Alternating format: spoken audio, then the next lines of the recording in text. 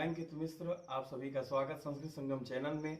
हम लोग UGC net व्याकरण की इकाई में वैयाकरण कारक प्रकरण का अध्ययन कर रहे हैं और हमारी पंचमी विभक्ति चल रही है।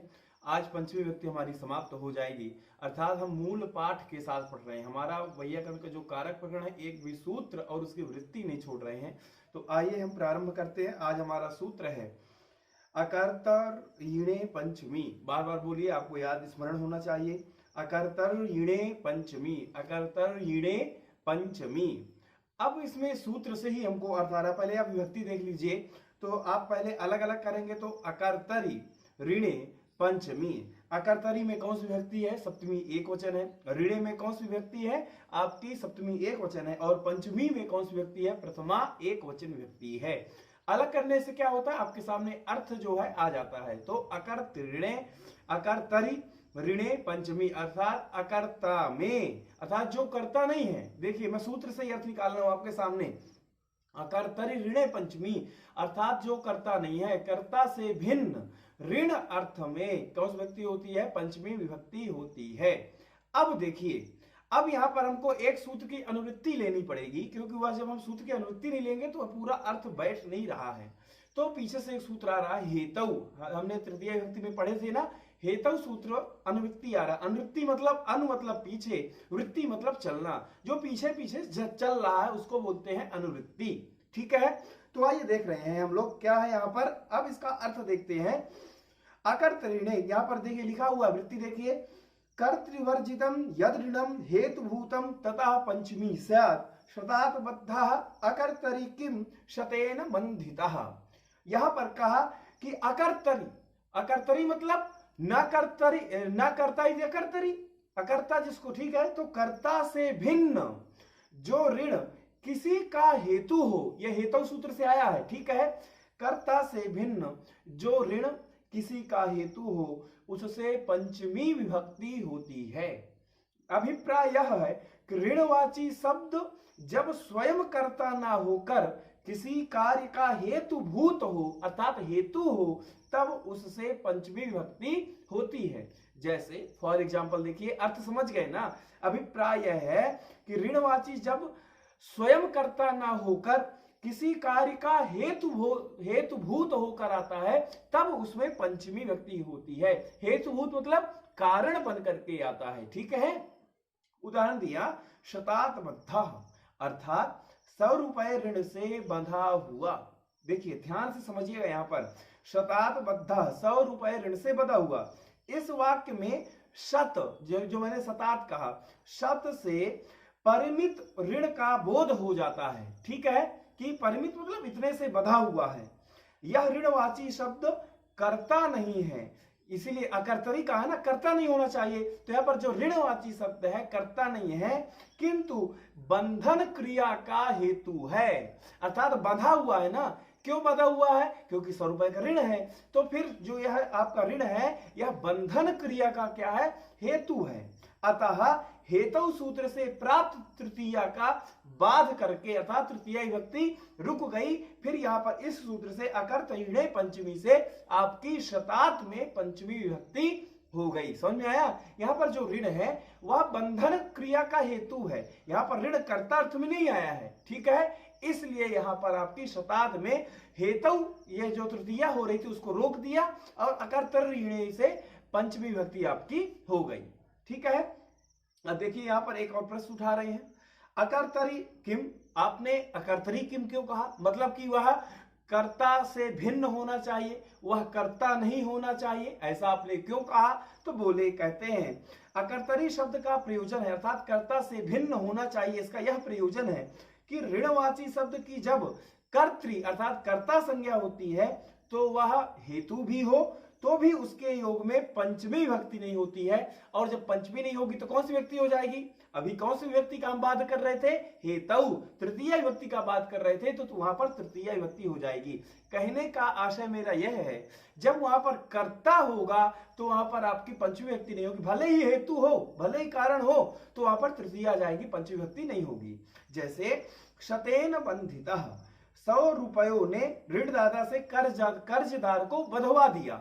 अब यहां पर देखिए, इस वाक्य में आप जब वह पढ़ रहे थे, मैं आपको बताऊं, तृतीय विभक्ति में अधमर्ण और उत्तमर्ण, ठीक है। अधमर्ण वो होता है जिसने कर्ज लिया हुआ, और उत्तमर्ण जिसने कर्ज दिया हुआ, ठीक है। अधमर्ण और उत्तमर्ण अच्छी प्रकार से समझाया था आप लोगों को, ठीक है। तो यहाँ पर ये कह रहे हैं इस वाक्य में अधमर्ण उत्तमर्णेन, इन पदों का अध्याहार होता है, मतलब बंधितः शब्द ऋजंत प्रेरणार्थक, पढ़ाया था ना ऋजंत प्रक्रिया जिसको मैं बोल रहा था, ऋजंत प्रेरणार्थक बंध धातु से कर्म में ता प्रत्यय लगकर बना है। अतएव अधमर्ण उत्तमर्णेन शतात बद्धा, अर्थात 100 रुपए से कर्जदार अर्धमर्ण, ठीक है, को ऋणदाता उत्तमर्ण ने बांधा। यह साधारण दशा अडिजंत का है। कहने का आशय यह है कि ऋजंत अवस्था का रूप आपका क्या होगा, शतेन अधमर्ण उत्तमर्णेन बंधिता। इसका अर्थ होगा शतेन ऋणेन प्रयोजक कर्त्री अधमर्ण कर्म उत्तमर्णेन प्रयोज्य कर्ता बंधनम बंधिता। अभी समझ में ना आए आपको चिंता नहीं करनी है, थोड़ा सा रुकिए। 100 रुपए ऋण प्रेरक कर्ता ने अधमर्ण को उत्तमर्ण से प्रयोज्य कर्ता को बंधवा दिया। यहां शत बांधने की प्रेरणा देता है। यह तत्प्रयोजको हेतुश्च से प्रयोजक करता है और हेतु भी है, अतः शत की कर्तृ संज्ञा हो गई, कर्ता संज्ञा हो गई, ठीक है। हो जाने के कारण इसमें आपकी पंचमी विभक्ति नहीं होती। देखिए कर्तृ, जब शत की कर्ता संज्ञा हो गई तो उसमें आपकी पंचमी विभक्ति नहीं होगी।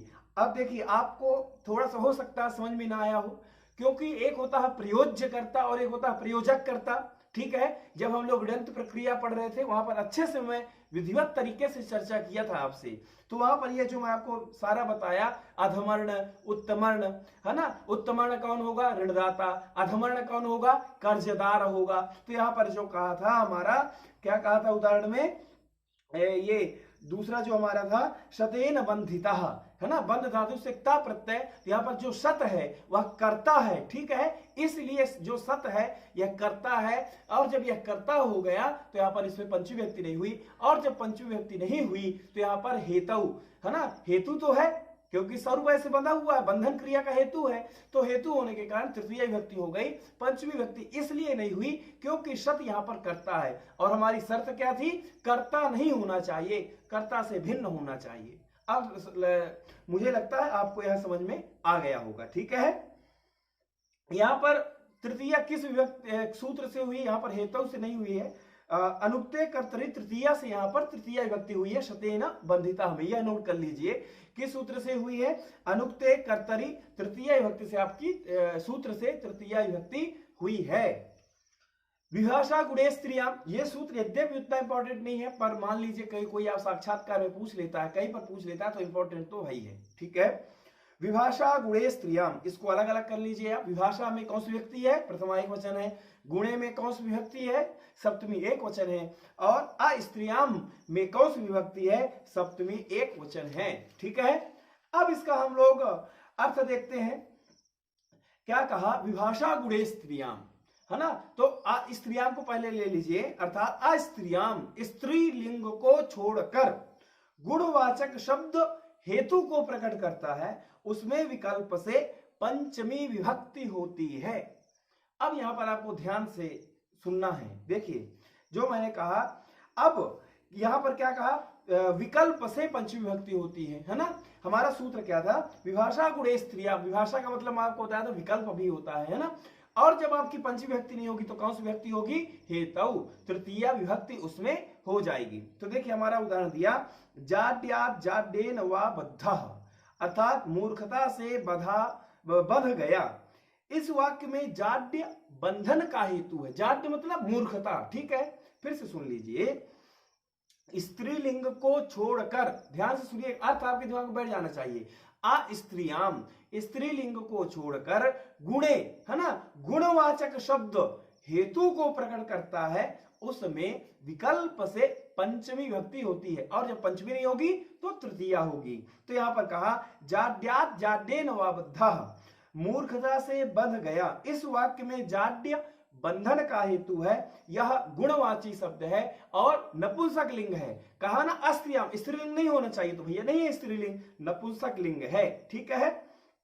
अर्थात स्त्रीलिंग में नहीं है।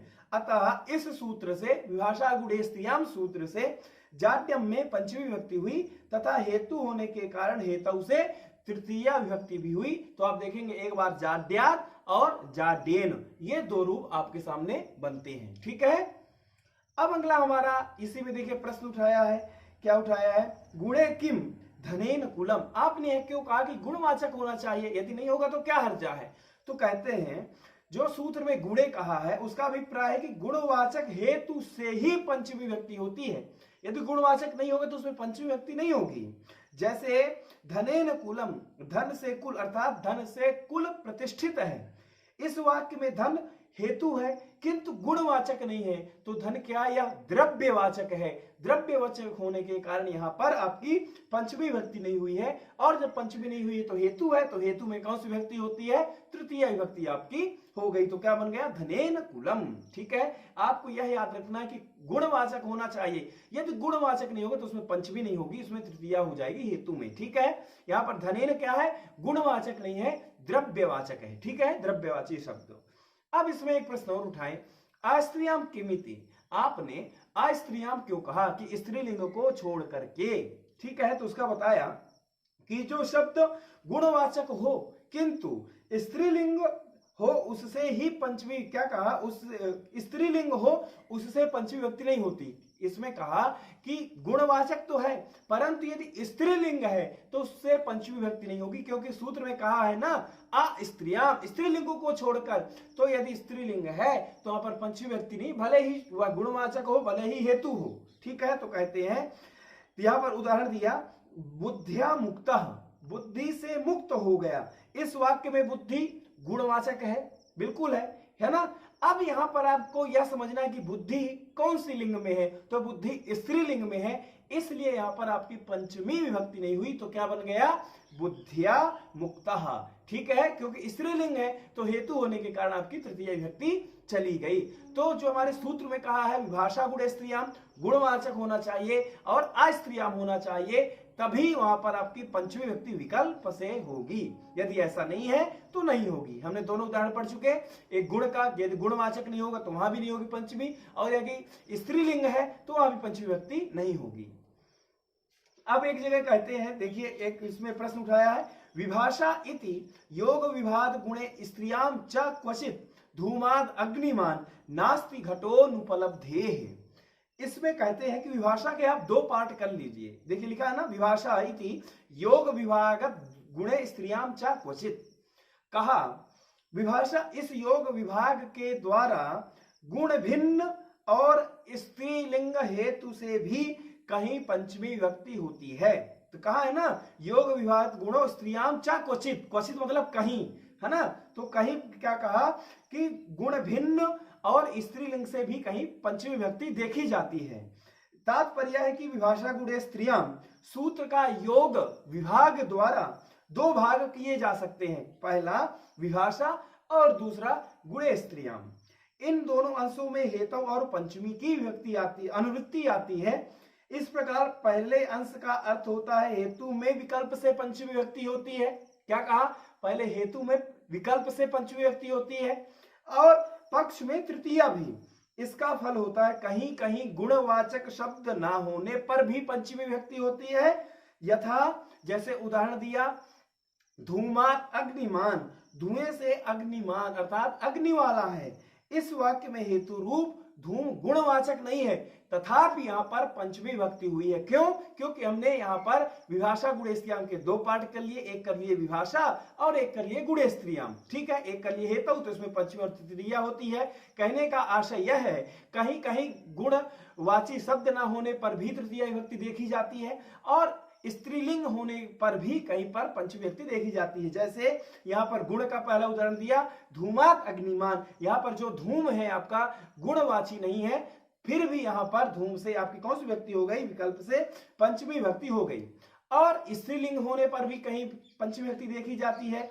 जैसे नास्ति घटोनुपलब्धेः, उपलब्धि ज्ञान ना होने से घट नहीं है। इस वाक्य में अनुपलब्धि का अर्थ है ज्ञान का अभाव।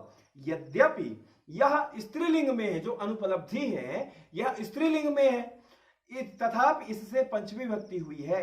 दूसरे अंश का अर्थ सूत्रार्थ है, अतः कह सकते हैं कि कोई संज्ञा, या नोट कर लीजिए, आप सारांश में लिख लीजिए कि कह सकते हैं कि कोई संज्ञा द्रव्यवाचक हो या गुणवाचक, पुल्लिंग हो या स्त्रीलिंग हो, यदि किसी कार्य का कारण हो तो वह विकल्प से पंचमी विभक्ति होती है। यह हम आपको सार बता दिया। ठीक है, फिर से लिख लीजिए। हम कह सकते हैं कि कोई संज्ञा द्रव्यवाचक हो या गुणवाचक, पुल्लिंग हो या स्त्रीलिंग, यदि किसी कार्य का कारण हो तो वह विकल्प से पंचमी विभक्ति होती है। ठीक है, यह हमारा सूत्र पूरा हो गया। अब इसको आप पढ़ेंगे ना तो आपके सामने अर्थ अपने आप आ जाएगा। अब हमारा अगला सूत्र है, देखिए, पृथक विना नाना तृतीयान्य तरस्याम। यह बिल्कुल सूत्र सरल है, इसमें कई सूत्रों की अनुवृत्ति आती है। एक तो अन्य तरस्याम से आपको समझ लेना चाहिए कि यह कार्य विकल्प से आ रहा है, और अन्य तरस्याम यहाँ पर विकल्प से तो है ही है, यह समुच्चय अर्थ में भी है। आगे पढ़ेंगे, हम लोग विस्तृत पढ़ रहे हैं। देखिए यहाँ पर आप पहले यह जान लीजिए कि किसकी किसकी अनुवृत्ति आती है। एक तो आपकी यहाँ पर एनपा द्वितीया से द्वितीया पद की अनुवृत्ति आ रही है, और एक अपादाने पंचमी से पंचमी की अनुवृत्ति आ रही है। और अपादाने पंचमी एक मैं आपको बताया था कि मंडूक प्लुतिवश, अर्थात जैसे जिस प्रकार से मेरा कूदता है ना, कूद कूद के, तो ऐसे ही अनुवृत्ति आती है, कहीं से कहीं अनुवृत्ति आ जाती है। तो अपादाने पंचमी की यहाँ पर अनुवृत्ति, अर्थात कहने का आशय यह है, देखिए कि पृथक, देखिए सूत्र देख लीजिए, पृथक विना नाना भी तृतीयान्य तरस्याम। पृथक विना नाना तथा नाना इन शब्दों के योग में तृतीया विभक्ति विकल्प से होती है, पक्ष में पंचमी और द्वितीया विभक्ति भी होती है। आपको इस सूत्र में याद ये रखना है, तृतीया तो सूत्र में दिया ही हुआ है, आपको यह याद रखना कि अपादाने से पंचमी की अनुवृत्ति आ रही है, एनपा द्वितीया से द्वितीया की अनुवृत्ति आ रही है, तो फिर पृथक विना नाना में तृतीया, पंचमी और द्वितीया विभक्ति होती है इन शब्दों के योग में। अब देखिए आपके सूत्र में ये दिया हुआ है, एभिर योगे तृतीया से, ये स्पष्ट हो गया कि इनके योग में तृतीया विभक्ति होती है। पंचमी द्वितीय चा, पंचमी और द्वितीय विभक्ति भी होती है। अन्य तरस्याम ग्रहणम समुच्चयार्थम, तो यहाँ पर अन्य तरस्याम का अर्थ बताते हैं कि सूत्र में अन्य तरस्याम इस पद का ग्रहण समुच्चय संग्रह के लिए किया गया है। क्यों किया गया है? समुच्चय संग्रह के लिए है। यद्यपि इसका अर्थ विकल्प होता है, मैं आपको पहले भी बता दिया, किंतु अव्ययानाम अनेकार्थत्वम, क्या कहा? अव्ययानाम अनेकार्थत्वम, इस सिद्धांत के अनुसार यहां समुच्चय अर्थ है। इसका प्रयोग पंचमी और द्वितीय विभक्ति के समावेश के लिए किया गया है। यहाँ अन्य तरह से हम क्यों किया गया है? क्योंकि पंचमी और द्वितीय का समावेश दिखाना था, इसलिए यहाँ पर अन्य तरह से का समुच्चय अर्थ किया गया है। किस सिद्धांत के अनुसार हम समुच्चय अर्थ ले आए? अव्ययानाम अनेकार्थत्वम, अव्ययों का अनेक अर्थ होते हैं, इसलिए यहाँ पर अन्य तरह से के दो अर्थ हो गए, एक हो गए विकल्प और एक हो गया समुच्चय अर्थ। समुच्चय अर्थ लेने से पंचमी और द्वितीय यहाँ पर आ गई। ठीक है, अब देखिए यहाँ पर क्या कहते हैं, उदाहरण देते हैं। पंचमी द्वितीय चानुवर्तेते, यहाँ पर उसका अर्थ बता दिया जो मैंने अभी आपको बता दिया कि पंचमी द्वितीय च अनुवर्तेते, इनकी अनुवृत्ति के लिए यहाँ पर समुच्चय अर्थ लिया गया। फिर उदाहरण दिया, पृथक रामेण रामात रामम वा, क्या कहा? पृथक रामेण रामम वा, राम से पृथक या राम के बिना। तो आप यहाँ पर देख लीजिए, रामेण रामात रामम, तीन विभक्ति का प्रयोग किया गया। रामेण में तृतीया, रामात में पंचमी, रामम में द्वितीया। अर्थात क्यों? पृथक शब्द यूज किया गया, इसलिए पृथक जब आप यूज करेंगे तो तीन विभक्तियां प्रयोग कर सकते हैं, चाहे आप द्वितीय प्रयोग करें, चाहे तृतीया प्रयोग करें, चाहे पंचमी प्रयोग करें। ठीक है, अब यहाँ पर दूसरा उदाहरण है, रामात रामेण रामम वा विना जीवितुम ना उत्सहे, अर्थात राम के बिना मैं जी नहीं सकता। तो यहाँ पर भी आप वही कंडीशन देख सकते हैं कि यहाँ पर द्वितीय, तृतीय और पंचमी विभक्ति प्रयोग की गई है। एक और उदाहरण देख सकते, नाना वाला देख लीजिए, नाना नारिया नारियाह नारीम वा निष्फला लोक यात्रा, नारी के बिना जीवन निष्फल है। तो वहां भी आप देख लीजिए, यह शब्द हमारे प्रयोग हो रहे हैं नाना के योग में। इतनी विभक्ति हम कर सकते हैं। तो तृतीया किए नारिया, नारियाह पंचमी किए, नारीम या द्वितीया किए।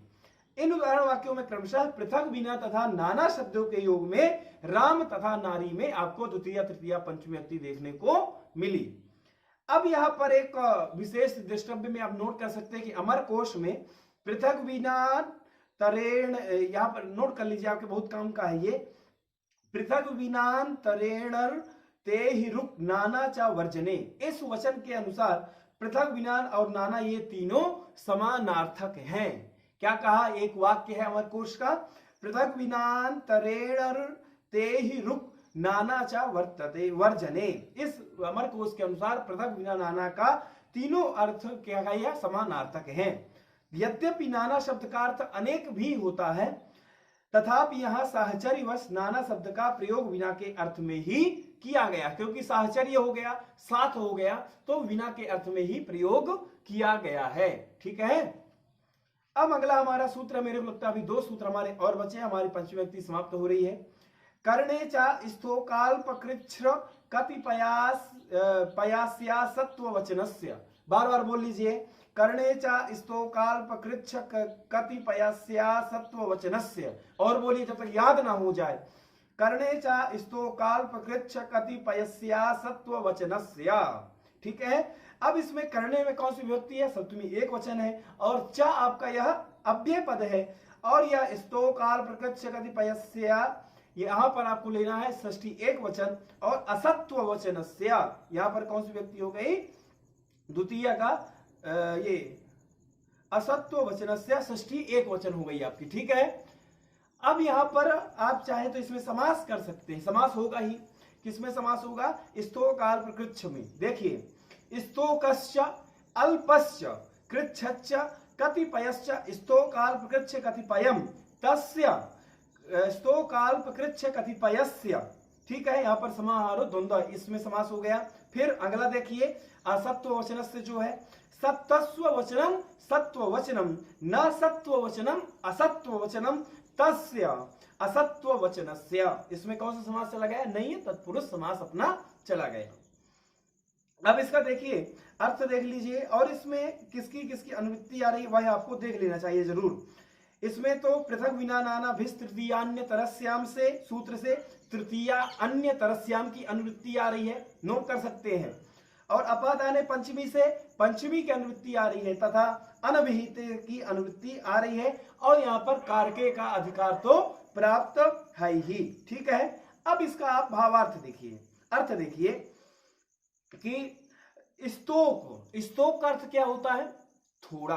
ठीक है, स्तोक अल्प, अल्प मतलब भी थोड़ा, कृच्छ, कृच्छ मतलब होता है कठिनता या कष्ट, और कतिपय, कतिपय मतलब कुछ। इन अद्रव्यवाचक शब्दों से करण कारक में, ध्यान सुनिएगा ये शब्द, करण कारक में तृतीया और पंचमी विभक्ति होती है। फिर से सुन लीजिए, स्तोक अल्प कृच्छ कतिपय, इन अद्रव्य, मैं अद्रव्यवाचक बोल रहा हूं, ध्यान सुनिएगा, अद्रव्यवाचक शब्दों से करण कारक में तृतीया और पंचमी विभक्ति आपकी होती है।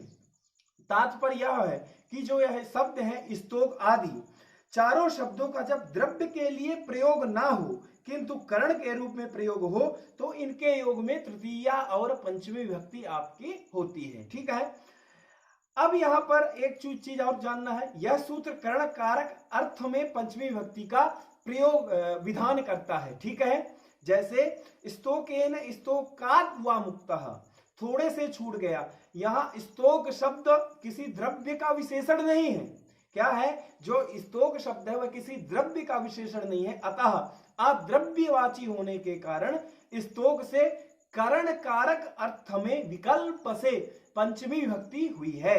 ठीक है, और पक्ष में करण कारक में तो तृतीया होगी ही, तो आप देखेंगे ना, स्तोकेन तृतीया विभक्ति और स्तोकात् पंचमी विभक्ति हो गई। ठीक है, क्यों हो गई, क्योंकि करण कारक भी है यहाँ पर, है ना, और यहाँ पर अद्रव्यवाची है, जो स्तोक शब्द है वह किसी द्रव्य का विशेषण बन के नहीं आया, इसलिए वह अद्रव्यवाची होने के कारण यहाँ पर आपकी विकल्प से पंचमी विभक्ति हो गई। इसी प्रकार अल्पेन अल्पाद् वा मुक्तः, थोड़े प्रयत्न से छूट गया। ठीक है, इसमें भी वही कंडीशन है। कृच्छेण कृच्छाद् वा मुक्तः, कष्ट से छूटा। कतिपयेन कतिपयाद् वा मुक्तः, कुछ प्रयत्न से छूट गया। इन उदाहरणों में आप देखेंगे ना तृतीया और पंचमी विभक्ति हुई है और यह सभी किसी द्रव्य का विशेषण बन के नहीं आए हैं, इसलिए यह सभी जो शब्द है, कृच्छ शब्द चाहे हो गया, चाहे अल्प शब्द हो गया, चाहे कतिपय शब्द हो गया, यह शब्द अद्रव्यवाची है। ठीक है, अब देखिए इसमें लिखा है द्रव्य, आगे इसमें प्रश्न उठाया द्रव्य तु स्तोकेन विशेषण हतः। क्या कहा कि स्तोक आदि शब्दों का द्रव्य अर्थ होने पर केवल तृतीय विभक्ति होगी। तो मैं पहले ही बता दिया था ना कि अद्रव्यवाची में केवल पंचमी विभक्ति विकल्प से होती है, यदि द्रव्यवाची होगा तो उसमें विकल्प से आपकी तृतीय विभक्ति होगी। अर्थात स्तोक आदि शब्द यदि किसी द्रव्यवाची शब्द के विशेषण के रूप में प्रयुक्त हो तो उसमें केवल तृतीय विभक्ति होगी। जैसे स्तोकेन विशेषण हतः, थोड़े से विष से मारा गया। तो यहां पर आप ध्यान से देखिए, यहां स्तोक शब्द विष का विशेषण है। किसका विशेषण है? विष का विशेषण है। और विष क्या है? द्रव्य है। उसका विशेषण होने से स्तोक भी द्रव्यवाची हो गया। फलतः द्रव्यवाची स्तोक में पंचमी विभक्ति नहीं हो गई, और जब पंचमी नहीं हुई तो आपकी कौन सी हो गई? उसमें हनन क्रिया में विष साधक तमम है, इसलिए उसमें साधक तम कर्ण से कर्ण संज्ञा होती है तथा कर्तिकर्णयोस तृतीया से आपकी तृतीय विभक्ति हो गई। ठीक है, अब यहां पर देखिए आपके सूत्र में दिया है ना कर्णे चा स्तोकाल्प कृच्छ कतिपयस्य दिया है ना, तो यहां पर जो कतिपयस्य है यह षष्ठी पंचमी के अर्थ में प्रयोग हुई है। कोई आपसे इंटरव्यू में पूछ सकता है, यहां पर षष्ठी के अर्थ में प्रयोग हुई है, इसलिए वृत्ति में देखिए एभ्यो द्रव्य वचनेभ्य दिया हुआ है, इसलिए वृत्ति में एभ्य इस पंचम्यंत पद से उनका परामर्श किया गया है। तदनुसार स्तोक और अद्रव्यवाची शब्दों से करण कारक में तृतीय और पंचमी विभक्ति होती है। तो कहने का आशय यह है, जब स्तोक आदि जब विशेषण बनकर के आते हैं तो वह द्रव्यवाची कहलाते हैं। ठीक है, जैसे विष का विशेषण बनकर स्तोक आया तो अद्रव्यवाची हो गया, और जब यह विशेषण बनकर के नहीं आएंगे, अकेले आएंगे, तो यह कैसे रहेंगे? अद्रव्यवाची रहेंगे। अब अगला अपना यह जो सूत्र है देख लीजिए यहाँ पर, और तो कोई प्रश्न मेरे को लगता है नहीं उठा रहे हैं यहाँ पर। ठीक है, अब हमारा यह पंचमी विभक्ति का लास्ट सूत्र चल रहा है, दूरांतिकार्थेभ्यो द्वितीया च। क्या कहा? दूरांतिकार्थेभ्यो द्वितीया च। ठीक है, तो आपको यह पूरा सूत्र स्मरण कर लेना है अच्छी प्रकार से। ठीक है, और एक यह जो हमने पिछला सूत्र पढ़ा था इसमें एक चीज और छूट रही मुझे बताने के लिए, करने से स्तोकाल्प कृच्छ कतिपयस्या सप्तवचनस्य। इसमें आपको यह याद रखना है कि स्तोक से पंचमी का विधान करके यह सूत्र स्तोकात मुक्तः अर्थात स्तोकान मुक्तः का ही प्रयोग करा सकता है, मतलब स्तोकेभ्यः मुक्तः का प्रयोग नहीं करा सकता, क्योंकि जब स्तोक शब्द गुणवाचक अर्थात धर्म मात्र वाचक रहेगा तभी यह पंचमी विभक्ति होगी, और धर्म में एकत्व ही रहता है, बहुत्व नहीं रहता। कहने का आशय यह है, जब यह स्तोक आदि गुणवाचक या धर्मवाचक रहेंगे तो एक वचन का ही प्रयोग होगा, अर्थात स्तोकात ही प्रयोग होगा। वहां पर आप यह नहीं प्रयोग कर पाएंगे क्या? स्तोकेभ्यः गुणवाचक में प्रयोग नहीं होगा। कहने का आशय अर्थात एकत्व का ही बोध कराएगा, बहुत्व का बोध नहीं कराएगा। तो स्तोकात मुक्तः यही प्रयोग बनेगा, स्तोकेभ्यः मुक्तः यह प्रयोग नहीं बनेगा। ठीक है, अब हमारा यह लास्ट सूत्र है वह देख लीजिए, दूरांतिकार्थेभ्यो द्वितीया च। जब मैं पढ़ाता हूं ना तो मुझे लगता है कि कोई बात छूटनी नहीं चाहिए, भले ही आगे पीछे थोड़ा सा हो जाए पर कोई बात छूटनी नहीं चाहिए। ठीक है, फिर से बोल लीजिए, दूरांतिकार्थेभ्यो द्वितीया च।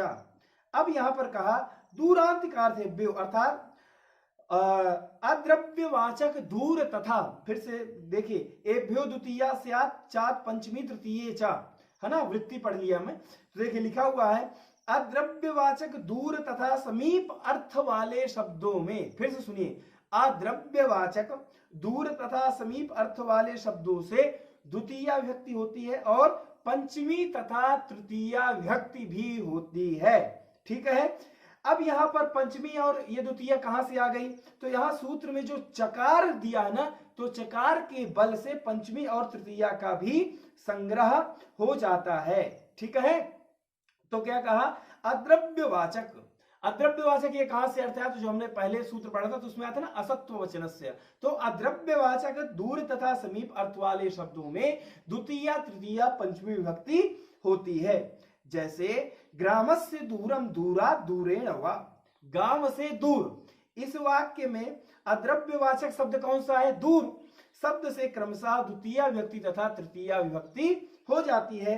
इसी प्रकार ग्रामस्य अंतिकम अंतिकात् अंतिकेन वा, अंतिकम अंतिकात् अंतिकेन, तीन में से आप कोई प्रयोग कर सकते हैं, चाहे द्वितीय विभक्ति, चाहे तृतीय विभक्ति, चाहे पंचमी विभक्ति। ठीक है, दूर और समीप अर्थ में। इस वाक्य में अंतिक शब्द से क्रमशः द्वितीय विभक्ति तथा तृतीय और पंचमी विभक्ति हो गई। ठीक है, अब देखिए आपके सूत्र में लिख रहा है प्रातिपदिकार्थ मात्रे विधिरयम्। क्या कहा? प्रातिपदिकार्थ मात्रे विधिरयम्, अर्थात यह सूत्र केवल प्रातिपदिकार्थ में उक्त विभक्तियों का विधान करता है। अभिप्राय यह है कि ये द्वितीय आदि विभक्तियां केवल प्रथमा विभक्ति के अर्थ को ही प्रकट करती हैं। ठीक है, आपके लिखा है ना उसमें प्रातिपदिकार्थ मात्रे विधिरयम्। ठीक है, अब यहाँ पर अगला इसमें और लिखा हुआ है, देखिए असत्व वचनस्य इति अनुवृत्तेर इह दूराह दूरह पंथाः। इसमें क्या कहा कि प्रकृत सूत्र में, अर्थात इस सूत्र में जो हमने पहले सूत्र पढ़ा था, कौन सा सूत्र पढ़ा था? करणे च स्तोकाल प्रकृत्य कतिपयस्य सत्व वचनस्य। इस सूत्र से असत्व वचनस्य की अनुवृत्ति आती है, जिसका अभिप्राय है कि अद्रव्यवाची दूर और अंतिक अर्थ वाले शब्दों से ही द्वितीय तृतीय पंचमी विभक्ति होती है।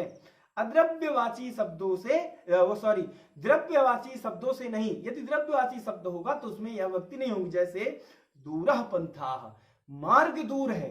क्या कहा? मार्ग दूर है। यहाँ पंथाः शब्द यह जो है यह द्रव्यवाची शब्द है और दूर शब्द उसकी विशेषता बतला रहा है। जो विशेषता बता रहा है वो विशेषण कहला गया, और विशेषण जैसा विशेष से होगा वैसा विशेषण हो गया। तो विशेष से यहाँ पर द्रव्यवाची है, तो जो दूर विशेषण वह भी द्रव्यवाची हो गया। तो द्रव्यवाची होने के कारण यहाँ पर द्वितीय तृतीय और पंचमी विभक्ति नहीं हुई। प्रातिपदिकार्थ मात्र में यहाँ पर प्रथमा विभक्ति आपकी हो गई। तो मैं समझता हूं यह हमारी पंचमी विभक्ति समाप्त हो गई है। और यह बता दूं बहुत इंपॉर्टेंट है, वैयाकरण कारक प्रकरण का बहुत बार बार ही बोलता हूं। तो आशा करता हूं आपको समझ में आ रहा होगा। नहीं आ रहा होगा तो आप स्वतंत्र हैं, आप मेरे से पूछ सकते हैं। तो कल आपको षष्ठी के साथ मिलूंगा, तब तक के लिए नमस्कार, धन्यवाद।